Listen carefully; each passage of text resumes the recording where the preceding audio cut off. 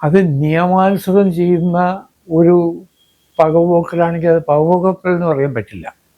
അതൊരു നിയമാനുസൃതമായ ഒരു നടപടി മാത്രം. കേരളത്തിൽ തന്നെ 81ഓളം സാധാരണ കോൺസ്റ്റബിൾസ് അതെല്ലാം സംഭവിച്ചത് എന്തുകൊണ്ടാണ്? മേലധികാരികൾ താഴേക്കിടയിലുള്ള ഉദ്യോഗസ്ഥന്മാരെ കുതിര കയറാൻ പോയതുകൊണ്ടാണ്. അവരുടെ അല്ലാത്ത തെറ്റ് അവരുടെ പേരിൽ അടിച്ചേൽപ്പിക്കുകയും അവരെ ദ്രോഹിക്കുകയും ചെയ്തപ്പോൾ, അവരുടെ കുടുംബജീവിതം തകർക്കുകയും ചെയ്തപ്പോൾ അവർക്ക് ആത്മഹത്യ അല്ലാതെ വേറെ മാർഗമില്ലാതെ വന്നു. റവന്യൂ ഡിപ്പാർട്ട്മെൻറ്റാണ് ഏറ്റവും കൂടുതൽ അഴിമതി ആരോപണം നേടുന്ന ഒരു വകുപ്പ്. അത് ഏത് ഗവൺമെൻറ് വന്നാലും അതിലൊരു മാറ്റവുമില്ല. കഴിഞ്ഞ ദിവസം മുഖ്യമന്ത്രി വി ഡി സതീശൻ ഒരു പ്രസ്താവന അല്ലെങ്കിൽ ഒരു സംസാരിക്കുന്ന കൂട്ടത്തിൽ ഒരു കാര്യം പറഞ്ഞു. പ്രതിപക്ഷത്തിരുന്നപ്പോൾ പറഞ്ഞ കാര്യങ്ങളൊന്നും അധികാരത്തിൽ വരുമ്പോൾ മറക്കുന്ന ശീലം എനിക്കോ പാർട്ടിക്കോ ഇല്ല. അതുകൊണ്ട് തന്നെ കഴിഞ്ഞ 10 വർഷം പറയാനുള്ള സാഹചര്യം എന്ന് പറയുന്നത് കഴിഞ്ഞ 10 വർഷം കൊണ്ട് മാറ്റം വരാത്ത പല കാര്യങ്ങളും 2 മാസം കൊണ്ട് മാറണമെന്ന് ഉദ്ദേശത്തോടു കൂടി സർക്കാർ ജീവനക്കാർ പല ആളുകൾ അല്ലെങ്കിൽ പല രാഷ്ട്രീയ പാർട്ടിയോട് താല്പര്യമുള്ള ആളുകൾ സമരം ചെയ്യുന്നു. അത്തരക്കാരെ എല്ലാവരെയും അല്ലെങ്കിലും അത്തരം പല ആളുകളെയും സ്ഥലം മാറ്റും. നിങ്ങളെ മനഃപൂർവ്വമായി ബുദ്ധിമുട്ടിക്കാനല്ല, ഭരണ സംവിധാനം നന്നായി മുന്നോട്ട് പോകാൻ സ്ഥലം മാറ്റുമെന്ന് പറയുന്നു. അപ്പോൾ സാധാരണക്കാരായ ജനങ്ങൾക്ക് ഗുണമാണെങ്കിൽ, അല്ലെങ്കിൽ ഇപ്പോൾ UDF സർക്കാർ വരുമ്പോൾ LDF സർക്കാരിനോട് താല്പര്യമുള്ളവർ കാര്യങ്ങൾ നീക്കുപോക്കാകാതിരുന്നാൽ ജനങ്ങൾക്ക് ബുദ്ധിമുട്ടാകും. അപ്പോൾ മുഖ്യമന്ത്രി പറയുന്ന കാര്യം ശരിയല്ലേ? അങ്ങനെ ഒരു സ്ഥലം മാറ്റം അനിവാര്യമല്ലേ? സ്ഥലം മാറ്റമാകാം, പക്ഷേ അത് നിയമാനുസൃതമല്ലെങ്കിൽ സംഘടനകൾക്ക് അല്ലെങ്കിൽ വ്യക്തികൾക്ക് കോടതിയെ സമീപിക്കാം. അംഗീകൃത വ്യവസ്ഥകൾക്ക് വിരുദ്ധമായിട്ട് ഒന്നിൻ്റെ പേരിലും ഒരു സർക്കാരിനും ഒരു സർക്കാർ ഉദ്യോഗസ്ഥനെ സ്ഥലം മാറ്റാൻ പറ്റില്ല. സ്ഥലം മാറ്റിയേക്കാം, പക്ഷേ ആ സ്ഥലം മാറ്റം റദ്ദ് ചെയ്യപ്പെടും.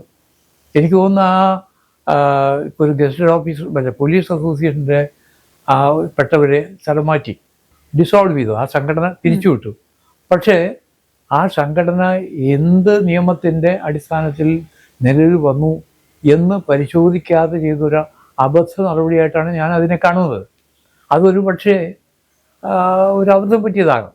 ഇനിയിപ്പോൾ അത് തിരുത്തണമെങ്കിൽ ആ പഴയ ജഗത്തിൽ അവരെ കൊണ്ടുവരണം.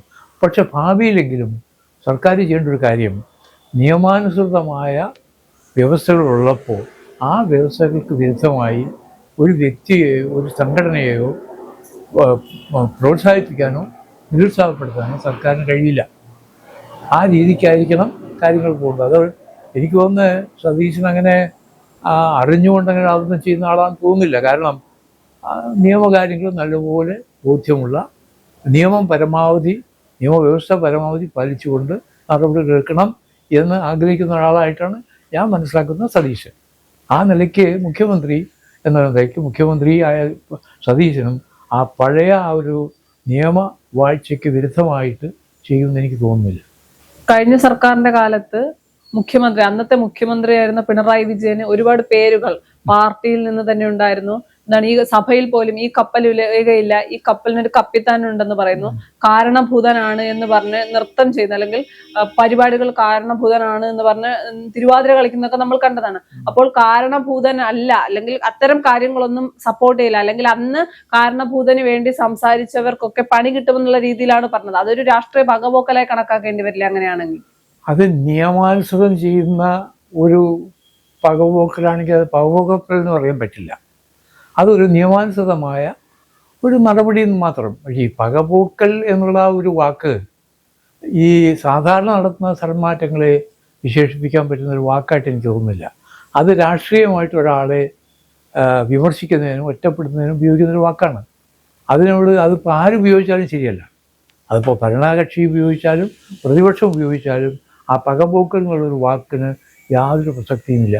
കാരണം നിയമവിരുദ്ധമായി ചെയ്യുന്ന ഏതും വേണമെങ്കിൽ പകപോക്കലായിട്ട് വ്യാഖ്യാനിക്കപ്പെടാം. പക്ഷെ നിയമാനുസൃതം ചെയ്യുന്നതിനെ പകപോക്കലുമായിട്ട് താരതമ്യപ്പെടുത്താൻ കഴിയില്ല, ഉപയോഗിക്കാൻ കഴിയില്ല. പോലീസ് സേന മെച്ചപ്പെടണമെങ്കിൽ, അല്ലെങ്കിൽ പോലീസിൽ പഴയ പോലെ ഒരു വിശ്വാസത്തിലേക്ക് എത്തണമെങ്കിൽ സേനയിൽ വലിയ രീതിയിലുള്ള അഴിച്ചുപണികൾ വേണം. LDF അനുകൂലികൾ മാറണമെന്ന് സാറ് തന്നെ പറഞ്ഞു. അങ്ങനെയാണ് എങ്കിൽ മറുവശത്ത് സർക്കാർ ജീവനക്കാരും സർക്കാർ ഉദ്യോഗസ്ഥരിലും അത്തരമൊരു മാറ്റങ്ങൾ വേണ്ടേ? LDFന് അനുകൂലമായി നിൽക്കുന്നവർ ഭരണ സംവിധാനത്തെ മൊത്തത്തിൽ അവതാളത്തിലാക്കില്ലേ? പോലീസ് ഉദ്യോഗസ്ഥന്മാരെ സ്ഥലം മാറ്റുന്നതിനെ പറ്റി ഞാൻ പറഞ്ഞ ആ ഒരു കോണ്ടെക്സ്റ്റിലല്ല. ആ പോലീസ് ഉദ്യോഗസ്ഥന്മാർ അവരിൽ നിക്ഷിപ്തമായിട്ടുള്ള ചുമതലകൾ നിഷ്പക്ഷമായി ചെയ്യാൻ വിസമ്മതിച്ചവരോ അതിൽ പരാജയപ്പെട്ട ആളുകളെ നിയമത്തിൻ്റെ പ്രശ്നമാണ് അവിടെ. പോലീസ് എന്ന് പറയുമ്പോൾ പൊതുജനങ്ങളുടെ താല്പര്യം സംരക്ഷിക്കാൻ ബാധ്യസ്ഥമായ ഒരു സംഘമാണ്. അവർ വഴിവിട്ട് എന്തെങ്കിലും ചെയ്തിട്ടുണ്ടെങ്കിൽ നിയമം നോക്കാതെ തന്നെ അവരുടെ പേര് നടപടി എടുക്കണം, സ്ഥലം മാറ്റം ഉൾപ്പെടെയുള്ള നടപടികൾ. ഇല്ലെങ്കിൽ എന്ത് പറ്റുമെന്നറിയാമോ?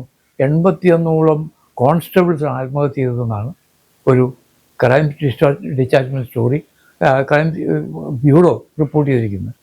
കേരളത്തിൽ തന്നെ 81ഓളം സാധാരണ കോൺസ്റ്റബിൾസ്. അതെല്ലാം സംഭവിച്ചത് എന്തുകൊണ്ടാണ്? മേലധികാരികൾ താഴേക്കിടയിലുള്ള ഉദ്യോഗസ്ഥന്മാരെ കുതിര കയറാൻ പോയതുകൊണ്ടാണ്. അവരുടെ അല്ലാത്ത തെറ്റ് അവരുടെ പേരിൽ അടിച്ചേൽപ്പിക്കുകയും അവരെ ദ്രോഹിക്കുകയും ചെയ്തപ്പോൾ, അവരുടെ കുടുംബജീവിതം തകർക്കുകയും ചെയ്തപ്പോൾ അവർക്ക് ആത്മഹത്യ അല്ലാതെ വേറെ മാർഗമില്ലാതെ വന്നു. അതിനെക്കുറിച്ചൊന്നും ഇപ്പം ആരും പരാമർശിക്കുന്ന പോലുമില്ല. ആ തരത്തിലുള്ള സ്ഥലമാറ്റങ്ങളോ ദ്രോഹങ്ങളോ ഒരു സർക്കാരിനും ഭൂഷണമല്ല.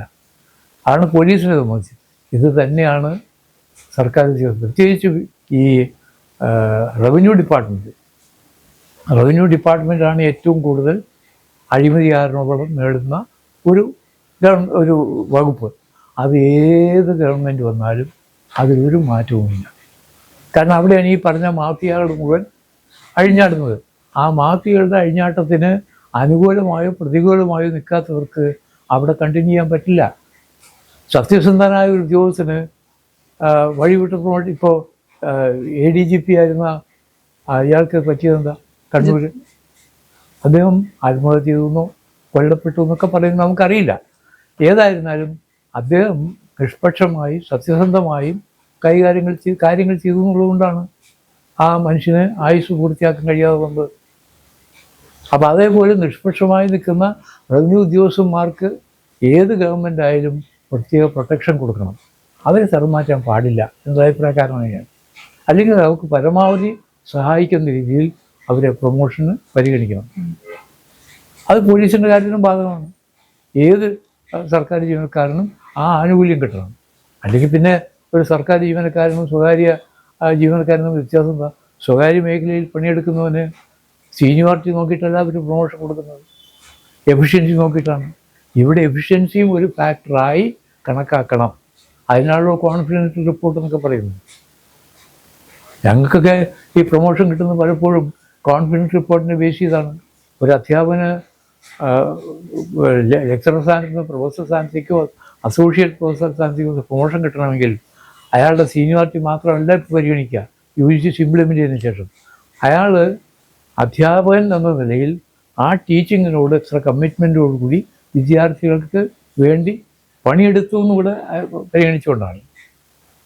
അപ്പോൾ ആ രീതിക്കുള്ള ഒരു സംവിധാനം എല്ലാ വിഭാഗത്തിൽപ്പെട്ട ജീവനക്കാരുടെ പേരിലും ബാധകമാക്കണം. വെറും റൂൾ മാത്രം നോക്കിയാൽ പോരാ, വെറും സീനിയോറിറ്റി നോക്കിയാൽ പോരാ.